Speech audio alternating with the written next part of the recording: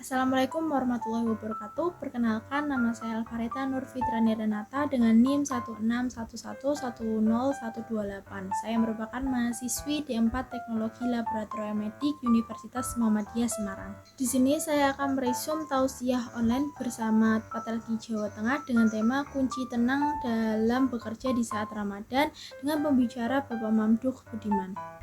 Kunci ketenangan dalam bekerja di saat Ramadan. Sebagai umat Islam, saat bulan Ramadan tiba, kita harus membuat mindset bahwa bulan Ramadan itu merupakan bulan yang penuh berkah. Terutama bagi para pekerja sering beranggapan bahwa bulan Ramadan itu merupakan beban bagi para pekerja yang sedang bekerja. Sepatutnya kita harus bersyukur karena hingga saat ini kita masih dipertemukan dengan bulan Ramadan. Sehingga penting bagi kita untuk bersikap stabil dan juga kalem mengingat kita bekerja sebagai teknologi laboratorium medik yang tentunya banyak sekali pasien yang komplain ataupun marah saat menunggu sampel. Sepatutnya kita mengingat dan bersikap tafakur. Tafakur sendiri yaitu adalah sikap merenungi bahwa setiap masalah yang datang itu merupakan ujian dari kesabaran bagi kita. Lalu apa saja sih kunci ketenangan dalam bekerja di saat Ramadan terutama bagi kita yang bekerja di laboratorium?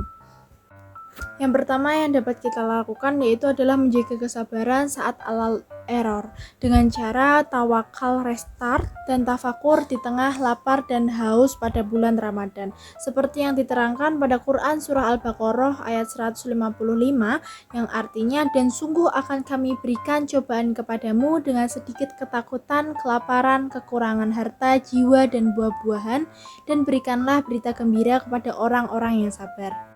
Lalu yang kedua yaitu dengan kesucian jiwa dan kesucian alat seperti berwudu, sterilisasi, dan meditasi hati. Seperti pada Quran Surah Al-Baqarah ayat 222 yang menunjukkan bahwa Allah itu menyukai orang-orang yang bertaubat dan menyucikan diri.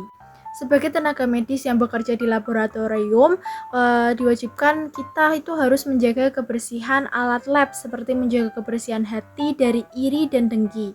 Misal, saat kita mencuci alat lab bisa dilakukan sambil beristighfar sebagai refleksi diri, jangan menyimpan iri dengki terhadap sesama rekan kerja. Yang ketiga yaitu adalah pipet akurasi dan kehidupan, belajar dari kesabaran dan fokus dari pekerjaan yang ada di laboratorium. Hal ini sesuai dengan Quran Surah Al-Isra ayat 36, janganlah engkau mengikuti sesuatu yang tidak kau ketahui. Sesungguhnya pendengaran, penglihatan, dan hati nurani semua itu akan diminta pertanggungjawabannya. Saat berpuasa itu pasti terkadang kita tidak fokus dikarenakan lapar ataupun haus. Tetapi ingat bahwa kita itu adalah seorang pekerja yang bekerja di laboratorium sehingga kita harus tetap fokus. Yang keempat yaitu adalah kacamata mikroskop dan kacamata hati, melihat detail yang terlupakan. Hal ini tertuang dalam Quran Surah Al-Hasyr ayat 19. Janganlah kamu seperti orang-orang yang melupakan Allah sehingga dia menjadikan mereka lupa kepada diri mereka sendiri. Mereka itulah orang-orang fasik. Dalam laboratorium, Microsoft digunakan untuk melihat mikroba, tetapi secara agama sebagai kacamata hati kita. Apakah kita bisa melihat kekurangan dalam diri sendiri? Jangan melihat kesalahan orang lain. Kita wajib introspeksi diri. Terkadang kita tak sadar bahwa diri kita sendiri memiliki banyak dosa. Yang kelima adalah antara reagen dan rezeki. Yakinlah Allah yang maha mengatur semua meski stok sahur dan buka puasa habis.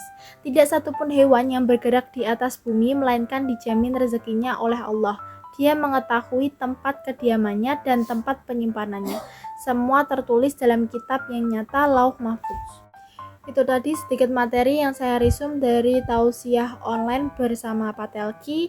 Kesimpulan yang dapat kita ambil yaitu adalah bekerja sebagai teknologi laboratorium medik di laboratorium saat puasa memang tantangan. Tetapi dengan tafakur dan merenungi ayat-ayat Allah, hati kita bisa tetap tenang dan bahagia. Jadikanlah Ramadan ini sebagai momen untuk lebih dekat dengan Allah, lebih sabar dan lebih bersyukur.